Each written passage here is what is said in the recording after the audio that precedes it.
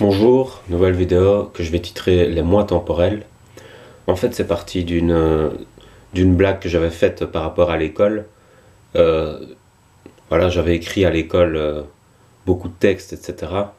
Et ce qui m'arrivait, c'est que je m'endormais sur ma feuille, et alors ça devenait illisible. Et j'avais sorti une vanne comme ça en disant j'ai fait l'enculé avec moi-même, avec mon moi futur, au moment où j'ai écrit, parce que je sais plus me relire.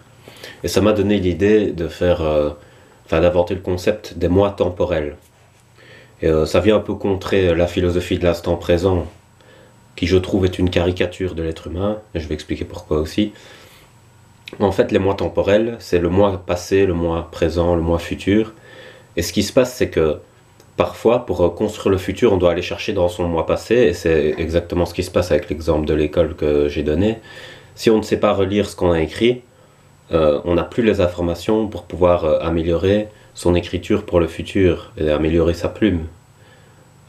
Puisque finalement, à partir d'un certain degré de construction, on peaufine, on n'est plus dans l'alimentation des bases. Là, on s'attaque aux détails. Une fois qu'on a le tronc, on fait les branches. Vous voyez? Pour ça, on a besoin du passé, donc on a besoin des racines. Et, le mois présent, si on réduit tout au mois présent, ben, il ne sait plus ce qu'il a écrit, il ne sait pas ce qu'il va écrire, et donc j'avais vraiment pris ça dans un instant très court pour montrer vraiment ce que c'était à l'instant présent. Pendant que je suis en train d'écrire, si j'oublie ce que je viens d'écrire, je ne sais même pas finir ma phrase en fait. Et si j'ai pas l'attention déjà dans ma tête de ce que je vais écrire, je ne sais pas finir ma phrase non plus, et donc je reste bloqué au néant, quoi. C'est l'instant présent pur, c'est le néant. Et, cette vision de l'instant présent, cette vision philosophique, en fait, c'est nous réduire à des robots, quoi. C'est une vision robotique. C'est caricaturer l'homme à un degré inimaginable, parce que l'homme est dans une complexité de ce qu'il est, où il en est à un 154.0, quoi.